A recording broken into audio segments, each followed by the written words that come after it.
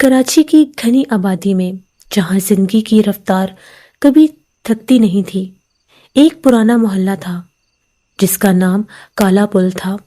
یہ محلہ اپنی تنگ گلیوں، قدیم عمارتوں اور وقت کے گزرتی کہانیوں کے لیے مشہور تھا۔ دن میں تو یہاں چہل پہل رہتی تھی، لیکن رات ہوتے ہی ایک خاموشی چھا جاتی تھی جس کے اندر ایک انجانا خوف چھپا ہوتا تھا۔ اس محلے کا واچ مین بشیر چچا کئی سالوں سے یہاں پر پہرا دے رہا تھا۔ علاقے کے سبھی لوگ اسے جانتے تھے اور پہچانتے تھے۔ سب کو یہ معلوم تھا کہ بشیر چچا اپنی جاب کے لیے، اپنے فرض کے لیے بہت مخلص ہے۔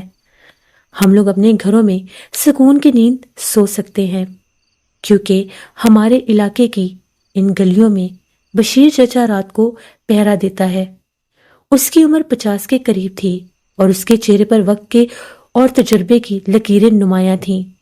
بشیر چچا اپنی ڈیوٹی کا بہت پابند تھا اور رات کے سناٹے میں لاٹھی لے کر گلیوں میں گھومتا رہتا تھا۔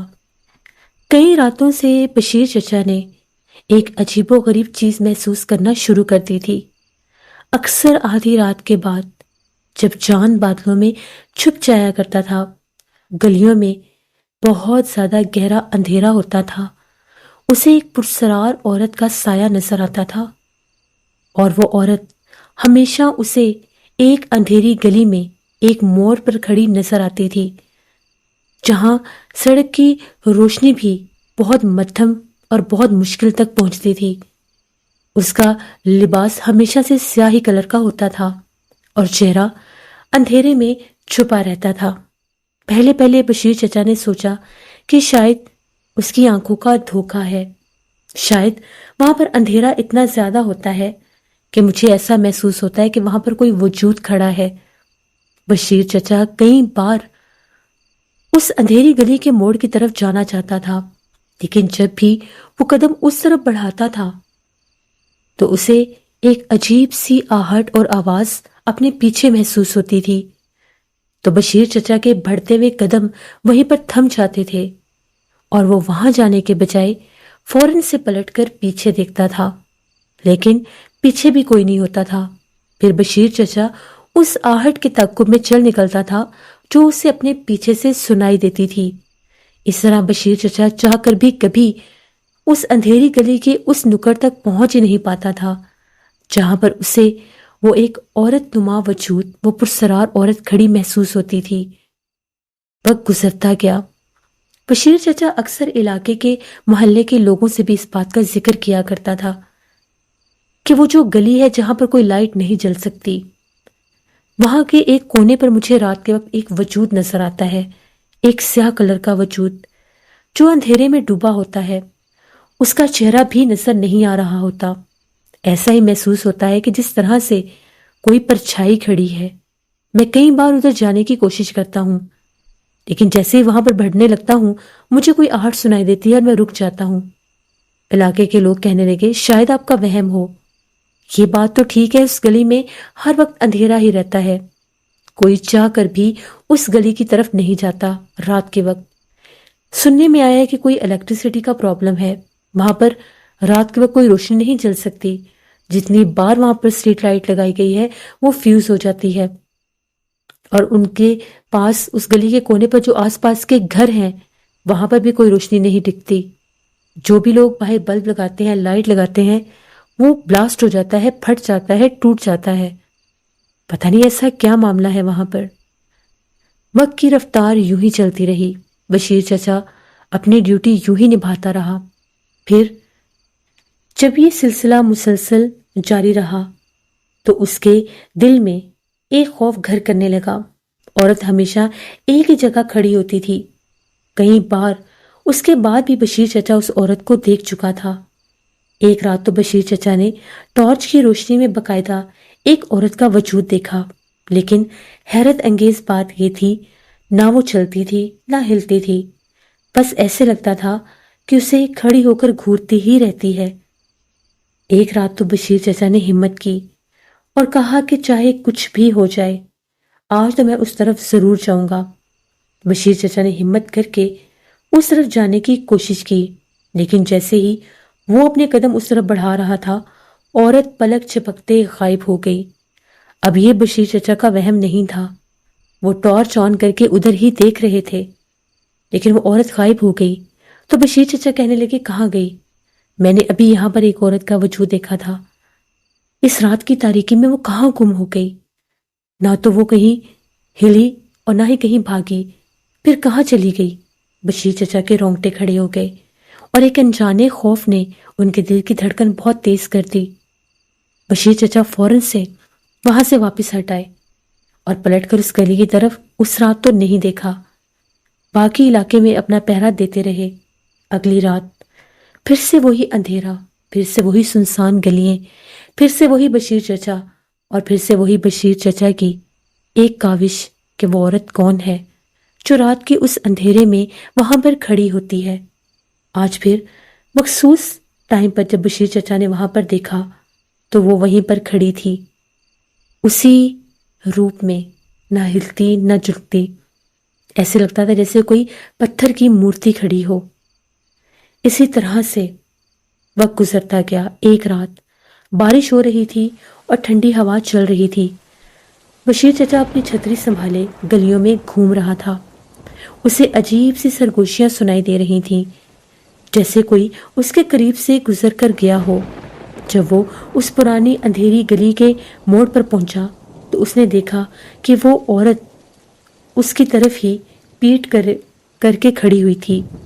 آج اس کی قربت پہلے سے زیادہ محسوس ہو رہی تھی۔ آج بشیر چچا کو وہ اپنے بہت قریب محسوس ہوئی۔ آج اس کا وجود بہت زیادہ واضح تھا۔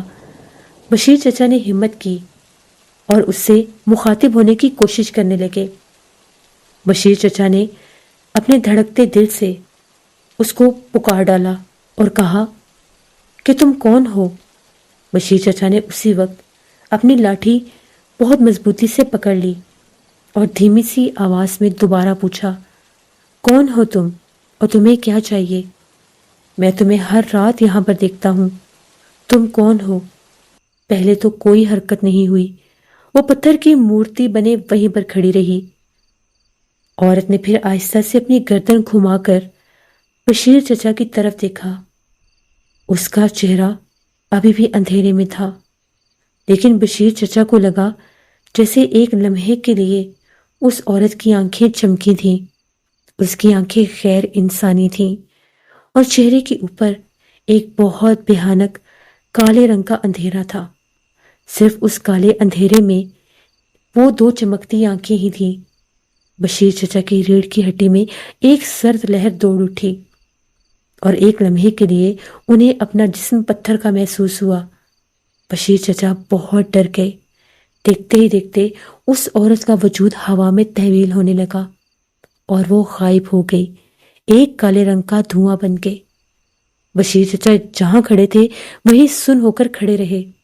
ان کی آنکھیں، ان کا دل، ان کا دماغ اس حقیقت کو ماننے کے لیے بالکل بھی تیار نہیں تھا جو کچھ بشیر چچا نے دیکھا۔ آج بشیر چچا کی حالت پہلے سے زیادہ نڈھال ہو چکی تھی۔ اس سے زیادہ پہرا دیا ہی نہیں گیا۔ وہ فوراً سے اپنے گھر چلے گئے۔ اگلی صبح بشیر چچا نے محلے والوں کو یہ قصہ سنایا، لیکن سب نے اسے بڑھاپے کا اثر کہہ کے ٹال دیا۔ لیکن بشیر چچا جانتا تھا کہ اس نے جو کچھ دیکھا وہ حقیقت تھی۔ بشیر چچا اب رات کے وقت وہاں پر پہرا دیتے ہوئے ڈر رہے تھے۔ انہیں پتہ چل گیا تھا کہ اگر وہ مخلوق دوبارہ ان کے سامنے آئی تو کہیں انہیں کوئی نقصان نہ دے دے۔ بشیر چچا نے کچھ دن تو اس اندھیری گلی کے کونے پر جانا بالکل ہی چھوڑ دیا۔ وہ بالکل بھی اس اندھیری گلی کے اس کونے کی طرف نہیں جاتے تھے، کیونکہ وہ جانتے تھے کہ وہ عورت اب انہیں مکمل طور پر دیکھ چکی ہے۔ اسی طرح سے کچھ دن اور بیت گئے۔ ایک رات بشیر چچا نے پھر ہمت کی اور گلی کے اس کونے پر جا پہنچے، لیکن آج وہاں پر کوئی بھی نہیں تھا۔ آج پہلی بار بشیر چچا ہمت کر کے اس کونے پر جا پہنچے اور جا کر وہاں پر اس کونے کے اوپر ان کو ایک ٹھنڈی ہوا کی لہر محسوس ہوئی ٹارچ سے جب انہوں نے اس اندھیری گلی میں جھانک کر دیکھنا چاہا تو ایک مکان کی پیلے رنگ کی لائٹ جل رہی تھی، جیسے کسی کمرے کے شیشے کی کھڑکی سے وہ روشنی باہر آ رہی تھی۔ بشیر چچا نے کہا کہ اس گلی میں تو کوئی ایسا گھر نہیں ہے جہاں پر رات کے وقت روشنی ہو سکے، تو پھر یہ کون سا گھر ہے؟ وہ حیرت میں ڈوبے اس گھر کی طرف بڑھ رہے تھے، تبھی ایک دم سے انہیں رونے کی آوازیں محسوس ہونے لگیں، کسی عورت کے رونے کی آوازیں۔ بشیر چچا نے پلٹ کر دیکھا تو شیشم کے درخت کے پاس سے انہیں رونے کی آوازیں محسوس ہو رہی تھیں، جو اس گھر کے باہر ہی لگا ہوا تھا۔ بشیر چچا خوف میں مبتلا الٹے پاؤں واپس بھاگے تو انہیں اپنے پیچھے سے کسی کے بھاگنے کی آہٹ محسوس ہوئی کہ کوئی ان کے تعاقب میں ان کے پیچھے بھاگ رہا ہو۔ وہ بہت زیادہ خوفزدہ ہو گئے۔ اگلے دن بشیر چچا کی طبیعت بہت سے خراب ہو گئی۔ وہ اتنے سخت بیمار ہوئے کہ آج وہ پہرا دینے کے قابل بھی نہیں رہے۔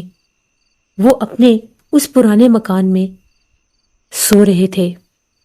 ان کی بیوی جو تھی ان کے پاس تھی اور ان کو یہی کہہ رہی تھی، آپ کو کیا ضرورت تھی اس پرسرار مکان کے پیچھے جانے کی؟ دیکھا نا، وہ اپنی طبیعت خراب کر لی۔ تبھی وہی رات کا پچھلا پہر تھا جب بشیر چچا وہاں پر پہرا دیا کرتے تھے۔ ان کے گھر پر دستک ہونے لگی، کوئی ان کے گھر پر بار بار دستک دے رہا تھا۔ بشیر چچا کی بیوی جب دروازے کے پاس پہنچی اور پوچھنے لگی کہ باہر کون ہے، پھر سے دستک ہوئی لیکن کوئی آواز محسوس نہیں ہوئی۔ وہ ڈر کے اندر آ گئیں۔ اس کے بعد بشیر چچا کا بخار ٹوٹتا ہی نہیں تھا۔ کئی بار وہ ڈاکٹر کے پاس گئے اور دوائی لینے لگے، پھر انہیں خیال آیا کہ مجھے کسی صاحب علم کے پاس جانا چاہیے، یہ بخار تو ٹوٹنے کا نام ہی نہیں لے رہا، اور اتنے دنوں سے میں علاقے میں پہرا دینے بھی نہیں جا پا رہا۔ تو جب وہ ایک صاحب علم کے پاس گئے تو صاحب علم کا یہ کہنا تھا، تمہارے پیچھے ایک آسیب ہے جس کے ساتھ تم رات کے اندھیرے میں ہم کلام ہوئے ہو، مجھے بتاؤ تم کہاں گئے تھے؟ تو بشیر چچا نے رات والا سارا قصہ عامل کو بتا دیا۔ تو وہ صاحب علم کا یہ کہنا تھا کہ وہ ایک ایسی مخلوق ہے، وہ ایک ایسی جنی ہے جو اس شیشم کے درخت کے اوپر رہتی اور اس کا بسیرا اس پورے علاقے اور اس گلی میں ہے۔ یہ وہ مخلوق ہے جو رات کے اندھیرے میں بھٹکتی ہے اور یہ روشنی بالکل بھی برداشت نہیں کر سکتی۔ روشنی اس کے وجود کو مارنے کے لیے کافی ہے۔ تم نے بار بار اس پر توجہ دی، تم نے بار بار اس پر اپنا آپ ظاہر کیا، تو اس مخلوق نے نظر بھر کے تمہیں دیکھ لیا۔ کچھ راتیں تو تم وہاں پر نہیں گئے، لیکن پھر اس نے تمہیں مجبور کیا کہ تمہارے قدم اس شیشم کے درخت تک جائیں تاکہ وہ تمہیں اپنا نشانہ بنا سکے۔ جب تم وہاں پر موجود تھے تو وہ تمہارے آس پاس تھی، جو ٹھنڈی ہوا کا جھونکا تم نے محسوس کیا تھا وہ وہی مخلوق تھی۔ تمہارے اوپر اس کا آسیب ہو چکا ہے، اب تم کبھی بھی رات کو پہرا نہیں دے سکو گے۔ اگر تم نے رات کو پھر بھی پہرا دینے کی کوشش کی تو رات کی سنسان ویران گلیوں میں وہ تمہیں بہت زیادہ تنگ کرے گی۔ ہو سکتا ہے کہ وہ تمہیں جانی نقصان بھی دینے کی کوشش کرے۔ میری مانو تو پہرا دینا چھوڑ دو، اور یہ تمہارے لیے تمہاری ایک حفاظت کا تعویذ ہے۔ اس کو ہمیشہ اپنے گلے میں رکھنا تاکہ دوبارہ وہ تمہارے گھر تک نہ آ سکے۔ بشیر چچا نے وہ تعویذ دے لیا اور علاقے کے سبھی لوگوں کو ساری داستان بتا دی۔ علاقے کے پورے لوگ جو تھے ان سب میں ایک خوف پیدا ہو گیا کہ یہ کیا، بشیر چچا کے ساتھ تو بہت بھیانک حادثہ پیش آیا ہے۔ کیا سچ میں کسی مخلوق نے ان کے اوپر حملہ کیا تھا؟ کیا سچ میں بشیر چچا کے پیچھے کوئی بدرو لگ گئی ہے یا کوئی جنی لگ گئی ہے؟ تبھی علاقے کے محلے کے کچھ لڑکے اس شیشم کے درخت کے پاس گئے شام کے بعد، اور وہاں پر جا کر پتھر مارنے لگے اور اس مخلوق کو تنگ کرنے لگے۔ تبھی جب وہ لڑکے وہاں سے پتھر مار کے آئے تو رات کے وقت ان لڑکوں کی حالتیں بہت بری ہوئیں۔ کسی اندیکھے وجود نے انہیں بہت زیادہ ڈرایا، یہاں تک کہ ایک دو لڑکوں کو تو کسی اندیکھے وجود نے تھپڑ بھی مارے۔ اگلے دن ان لوگوں نے وہاں پر جا کر معافی مانگی کہ دوبارہ ہم لوگ اس درخت کے قریب بھی نہیں آئیں گے۔ پورے علاقے میں اس شیشم کے درخت کا خوف پیدا ہو گیا۔ کوئی بھی دن کے ٹائم بھی وہاں سے نہیں گزرتا تھا۔ وہاں پر اس ایک گلی میں صرف 3 مکان تھے اور وہ تینوں مکان 20 برس سے خالی پڑے تھے۔ کہتے ہیں کہ شیشم پر رہنے والی اس مخلوق نے، اس جنی نے ان لوگوں کو بھی یہاں سے بھگا دیا تھا۔ اس کا بسیرا ان گھروں میں بھی تھا۔ کچھ عرصے کے بعد بشیر چچا نے پھر سے پہرا دینا شروع کر دیا۔ وہ یہ سمجھتے تھے کہ میرے گلے میں حفاظت کا تعویذ ہے، اب وہ مخلوق مجھے بالکل بھی تنگ نہیں کرے گی۔ لیکن یہ ان کی خام خیالی تھی۔ بشیر چچا نے بتایا کہ جب میں پہرا دینے جا رہا تھا رات کی سنسان گلیوں میں، وہ گلیاں جہاں پر میں روز جاتا تھا، وہ گلیاں، ان گلیوں کے سبھی کونے، سبھی نکر میرے سے واقف تھے۔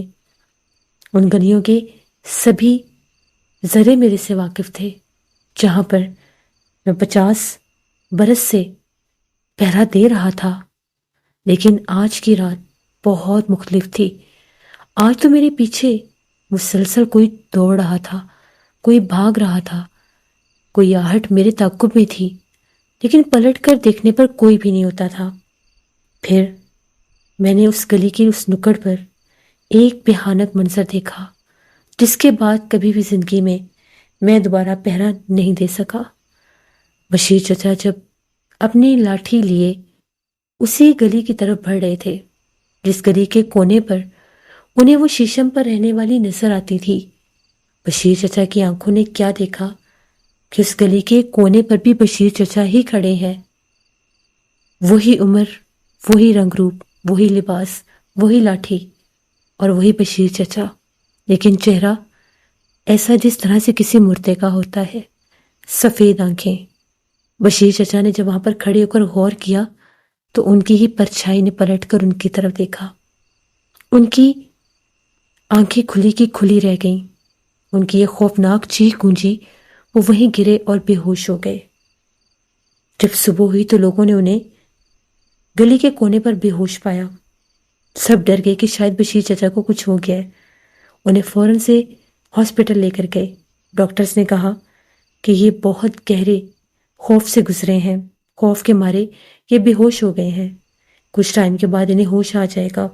ڈاکٹر کی میڈیسن کے بعد شام کے وقت بشیر چچا کو ہوش آ گیا۔ بشیر چچا نے سب کو یہ باتیں بتائیں۔